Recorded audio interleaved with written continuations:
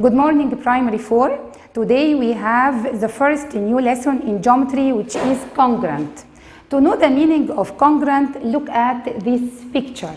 Here each coin looks exactly the same as the other, but here different coins are collected together. What about these books? Here each book looks exactly the same as the other, but here different books are kept together. In geometry, we use the term congruent to express the shapes that have the same shape and size. Here each coin has the same shape and size, and here each book has the same shape and size. So they are congruent. If not, they are not congruent.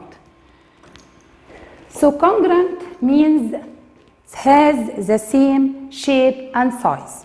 And we can represent congruent by this sign. These three lines have the same size. But if we have shapes different in shape and size, so they are not congruent. And we can represent not congruent by this sign, like the sign of congruent, but we slash over it. In our real life, are your hands congruent or not? You see that they have the same shape and size. And if we put one over the other like this, they completely match. So they are congruent. So our hands are congruent. So the meaning of congruent means that the two shapes must have the same shape and size. And if we put one over the other, they perfectly overlap. We can apply this concept in geometry shapes. Here we have two circles. Are they congruent or not? Here the two shapes have the same shape and size.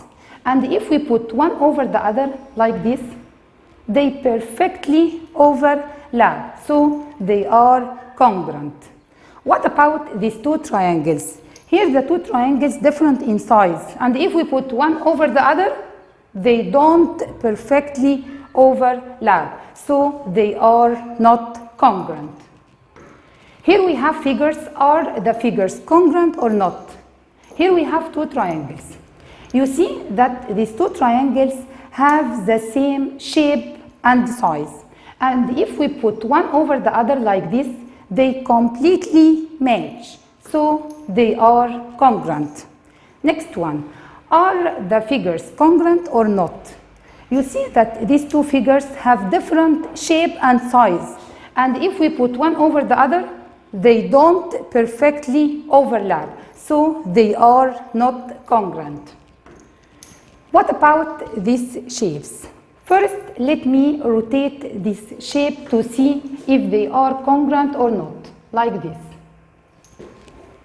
Here you see that these two figures have the same shape and size. And if we put one over the other, like this, they perfectly overlap, so they are congruent. Next one, are these two figures congruent or not? Here you have two different shapes, and if we put one over the other like this, they don't perfectly overlap, so they are not congruent. Here, when can we say that two triangles are congruent? Let us take a square sheet like this, and if we fold it over its diagonal like this, we get two triangles which are perfectly overlap, so they are congruent. Here we have two triangles. Are the two triangles congruent or not? First, let me rotate this triangle. Here you see that these two triangles are congruent because they have the same shape and size, and if we put one over the other like this, they perfectly overlap, or they completely match. To know the congruent sides and congruent angles, let me name this triangle like this. The first triangle, its name is ABC, and the second triangle, its name is XYZ. Here you said before that these two triangles are congruent because if we put one over the other, they perfectly overlap. Here you have that point A corresponds to point X, and point B corresponds to point Y, and point C corresponds to point Z. And we have also that the side BC has exactly the same length for the side YZ, and the side AB have the same length for XY, so AB equal XY, and the side AC equal the side XZ. So now the corresponding sides are BC equal YZ, as we said before, and AB equal XY, and AC equal XZ.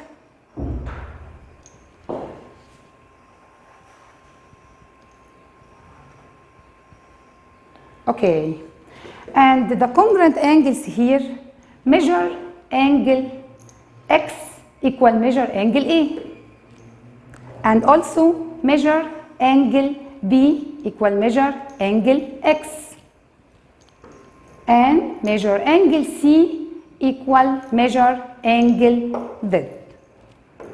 So if we have two triangles have the same sides and the same angles, yani have the same length of sides like this, BC equal YZ, and AB equal XY, and AC equal XZ, and the measure of angles, measure angle A equal measure angle X, measure angle B equal measure angle Y, measure angle C equal measure angle Z, then these two triangles are congruent.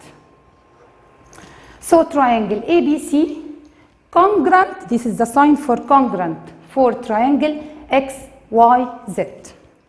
Here we can write the name of triangle by any order, but note that if you write point A as the first point in the second triangle, you have to write its corresponding point as a first point for the second triangle. Here we will write point A as the first point for the first triangle, so you have to write its corresponding point in the second triangle as a first point also. So here we start with point A, and the second triangle we start with point X.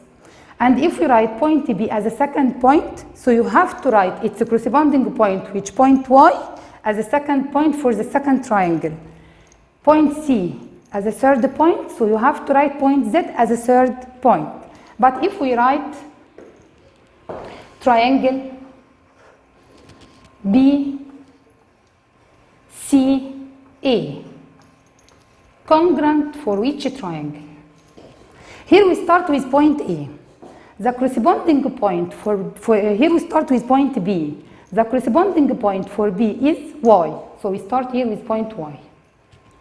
The second point is C. The corresponding point for C is Z. The last point is A. The corresponding point for A is X. So triangle BCA congruent for triangle YZX. As we said before, you can write the name of triangle by any order.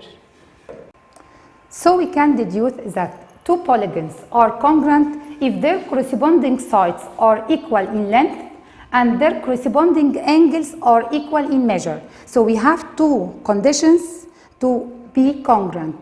The first condition is their corresponding sides are equal in length, and the second condition is their corresponding angles are equal in measure. Here we have two squares.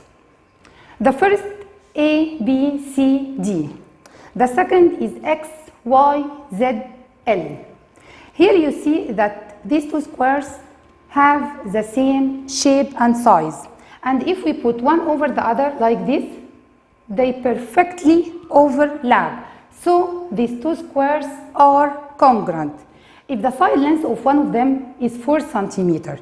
So for sure the side length of the other triangle is also 4 centimeters. So, two squares are congruent if the side length of one of them equal the side length of the other. Here we have two rectangles. The first rectangle is A, B, C, D. The second is X, Y, Z, L.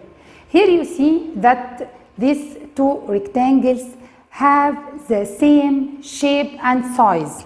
And if we put one over the other like this, they completely match. But if the two dimensions for the first one is 2 and 5, so the two dimensions for the second triangle must be also 2 and 5. So two rectangles are congruent if the two dimensions of one of them equal the two dimensions of the other. Here two dimensions means length and width.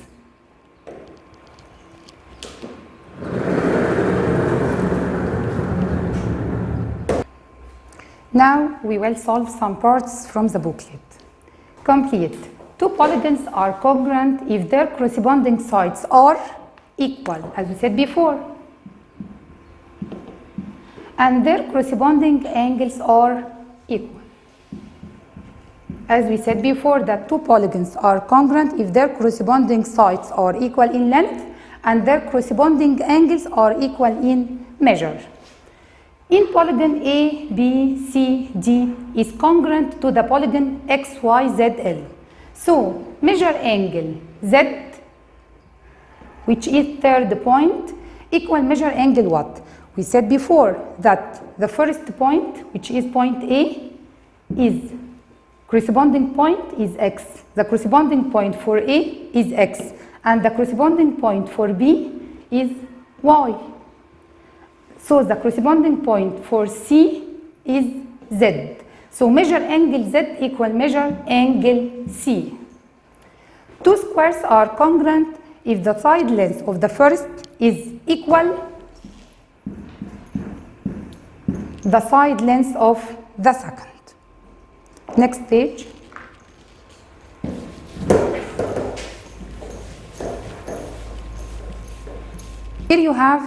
Here you have two triangles A, B, C and X, Y, Z.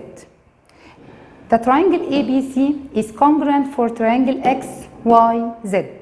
So the side AB is congruent for which side? For side X, Y. Measure angle Y equal what? You know that measure angle Y equal measure angle B because they are congruent. Here you have measure angle B equal 50 degree. So measure angle Y equal 50 degree also. The next one, angle X congruent for which angle? Angle X is congruent for which angle? Is congruent for angle A. The last one, measure angle X equal how many degree? Measure angle X. All of you know that measure angle X equal measure angle A. But we don't know measure angle A. So you have to find measure angle A. As we talk in the first term that the sum of measure of interior angles for any triangle equal 180. So measure angle A plus measure angle B plus measure angle C equal 180. So to find measure angle A, 180 minus, open brackets, 50 plus 70. First, we will solve the operation inside the brackets first. 50 plus 70. 0 plus 0 equals 0. 5 plus 7 equal 12. So 50 plus 70 equal 120. Then 180 minus 120. Go to draft like this. 180 minus 120. 0 minus 0 equals 0. 8 minus 2 equals 6. 1 minus 1 equals 0. So the answer here is 60 degree. So measure angle A is 60 degree. So for sure measure angle X equal 60 degree. Here we have two congruent polygons. So A, B, C, D, E is congruent for X, L, M, N, O. So measure angle E equal what? Here measure angle E equal measure angle O, because the corresponding angle for E is O. So here you have measure angle O equal 100 degree. So measure angle E equal 100 degree. Next one, AE equal what? AE equal XO, because the corresponding side for AE is XO. So measure, AE equals 6 centimeter as XO. Angle A, congruent for angle what? For which angle? For angle X. Measure angle M equal, you know that the corresponding angle for M is C. So here you have measure angle C equal 120. So measure angle M equal 120 degree. That's all. Thank you.